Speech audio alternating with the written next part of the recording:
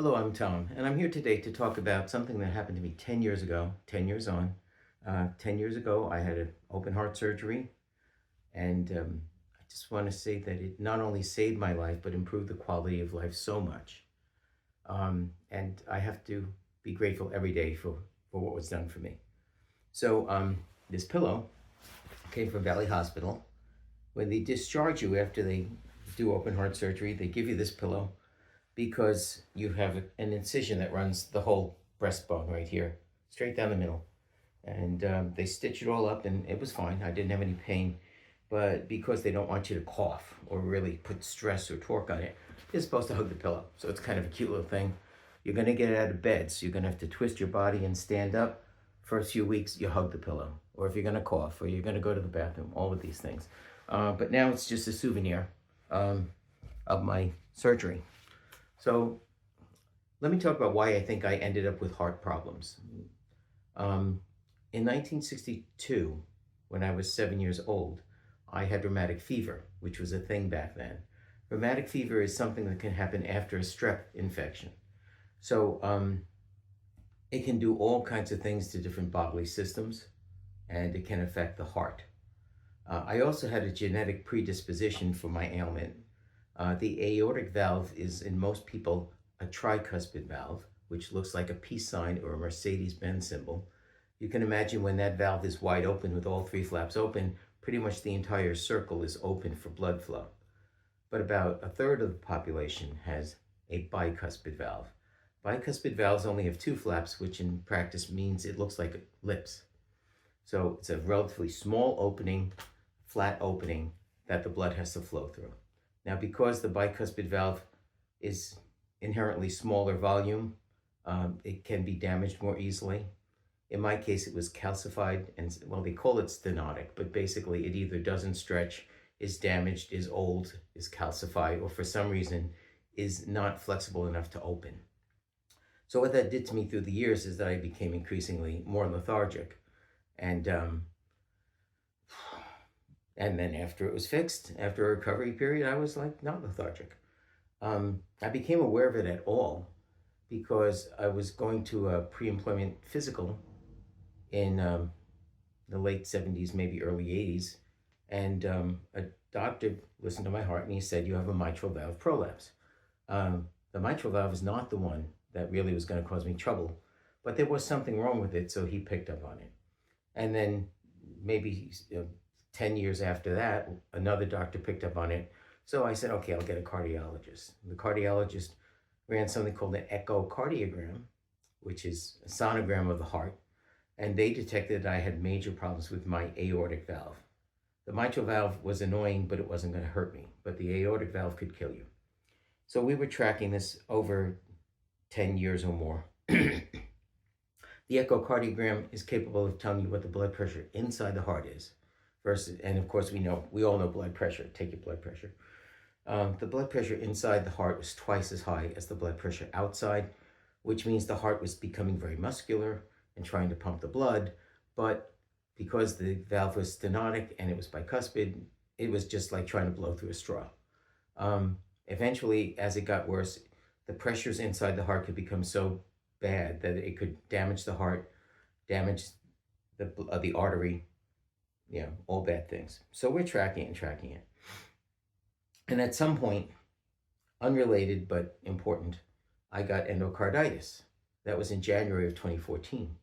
And I ran a 1035 fever, and the rescue squad took me to Mountainside Hospital. And they started, well, first they diagnosed what bug it was that was doing this to my heart, because it could be several types of bugs. And then they put me on an antibiotic course, IV, in the hospital. And it was going to be a very long course of drugs, antibiotics, and all IV drugs. So I was in the ER for a while. Then at some point they stepped me down to a unit. I think I was, and they also ran a cath. So we knew that when I was discharged from Mountainside that I was going to go to Valley Hospital and get my valve replaced. Mountainside doesn't do that, and Valley is number 2 in the state for cardiac care.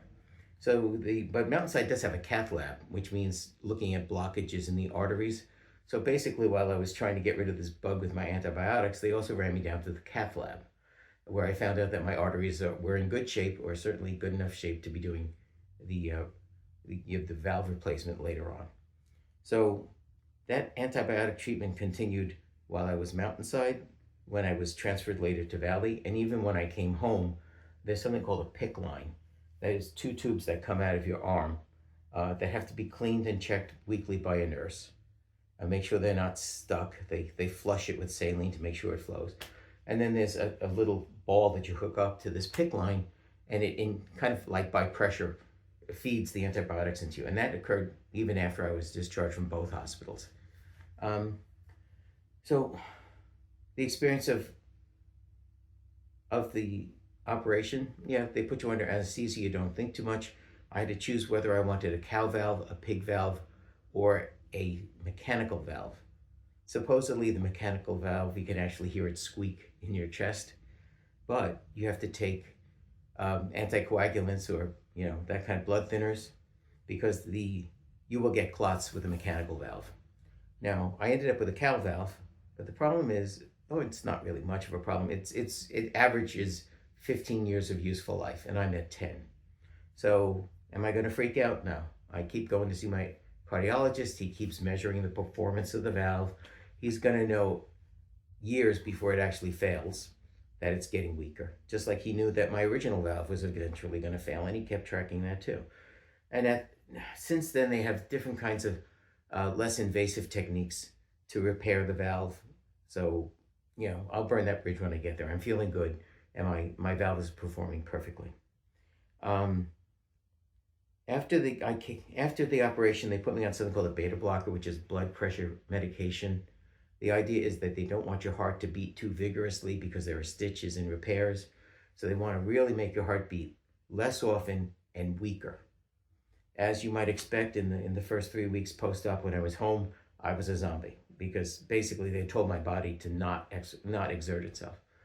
But after the beta blockers cleared, I went on to a different type of blood pressure med, and I felt much better. And frankly, by 12 weeks, I was feeling really good. And I did all kinds of things I never did. I did Zumba, which I never thought to do.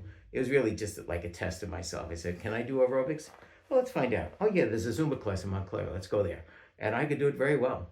It wasn't that I had exercised or my muscles had gotten better. Simply my heart had gotten better. And it's been good. And right now, at 68, I don't have any complaints. I do take a number of medications because certain things are not quite right. Blood pressure a little too high, lipids a little too high, uric acid for gout a little too high, and an ADD medication.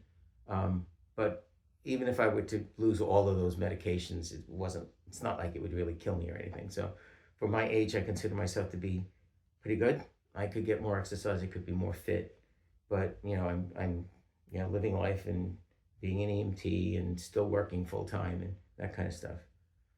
So I guess in conclusion, I just want to express thanks that this was detected, that it was tracked, that the endocarditis itself that brought me into mountainside didn't kill me, that everything went well. And I know the state of healthcare in the United States is something that's subject to much discussion, but the fact of the matter is, even though it cost $250,000 for the surgery, of which very little was I actually responsible for, it gave me, I would have been dead at 60, or functionally dead at 60, and I intend at 68, I'm planning for the next 10 years to be quite active, and more, if God willing. So that's it, 10 years out. I am very grateful.